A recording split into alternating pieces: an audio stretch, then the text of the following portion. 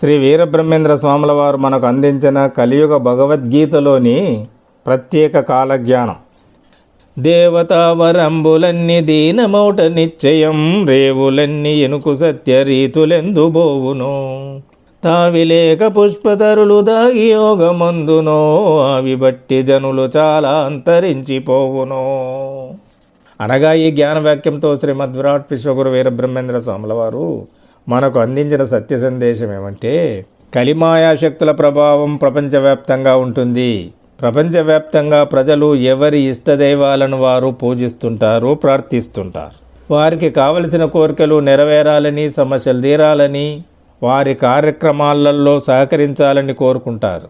అందుకు వారి ఇష్టదైవాలు వారికి సహకరించడానికి, కోరికలు తీర్చడానికి వరాలు ఇస్తారు, సమస్యలను తీర్చడానికి ప్రయత్నిస్తారు. కానీ కలిమాయా శక్తులు వారికి అడ్డుపడతాయి. ఎందుకు అడ్డుపడతాయంటే, వారికి పుణ్యం అనే బ్యాలెన్స్ లేకపోవడం వల్ల అవి అడ్డుపడి వారికి మేలు జరిగే కార్యాలను చెడగొడతాయి. అదేవిధంగా సృష్టికి, ప్రకృతికి స్థితిని కలిగించే జీవనాధారమైన జలము, ప్రజల్లో సత్యము, న్యాయము, ధర్మము, మానవత్వము నశించినప్పుడు జలవనరులైన సరస్సులు, చెరువులు, డ్యాములు, ప్రాజెక్టులు, నదులు, బావులు ఇంకిపోతాయి.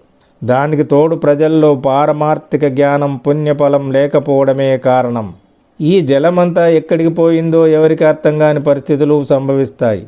చాలా దేశాల్లో జలమే పూర్తిగా లేకుండా ఇంకిపోయినప్పుడు ఇక వృక్షాలు, అడవులు, మొక్కలు, లతలు, ఆహార ధాన్యాలు ఏ విధంగా పండుతాయి? ఎక్కడ నుండి పండుతాయి? అవి అన్నీ ఎక్కడ దాగిపోయినవో, ఏ యోగములో ఉన్నాయో ఎవరికి అర్థం కాని పరిస్థితులు ఏర్పడతాయి. తినే తిండి దొరకక, త్రాగే నీరు లేక, ఆకలి మంటలకు, దాహ బాధలకు తట్టుకోలేక ఉన్న ఊరును, రాష్ట్రాలను, దేశాలను వదిలి వలసలు పోయే పరిస్థితులు ఏర్పడతాయి. మనుషులతో పాటు అనేక జీవజాలాలు అంతరించిపోతాయి.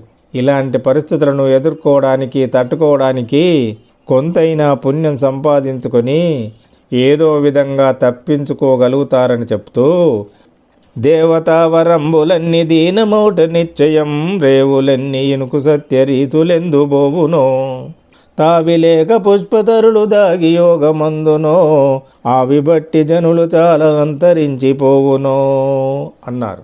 అందుకే మనం షోడశ దానాల్లో జ్ఞానదానమే అతి ముఖ్యమైనది. సకల దేవతలు అనుగ్రహించేది మొదట జ్ఞానదాన పరులకే. కలిమాయ శక్తులు వదిలిపెట్టేది కూడా జ్ఞానదాన పుణ్యం కలిగిన వారిని. అందుకే శ్రీ స్వాముల వారు మనకు జ్ఞానదానాన్ని బోధించడానికి అవతరించారు. ఇది ప్రపంచవ్యాప్తంగా విశ్వమానవాళి గ్రహించవలసిన విషయం. మనం శ్రీ స్వాముల వారి దివ్యానుగ్రహాన్ని పొందాలన్నా, రక్షణను పొందాలన్నా, మన జీవితం కడతేరాలన్నా జ్ఞానదాన పుణ్యమే మొదట సంపాదించుకోవాలి. జయ శ్రీ విరాట్ విశ్వగురు వీర బ్రహ్మేంద్ర స్వామినే నమః. శుభం శుభం శుభం.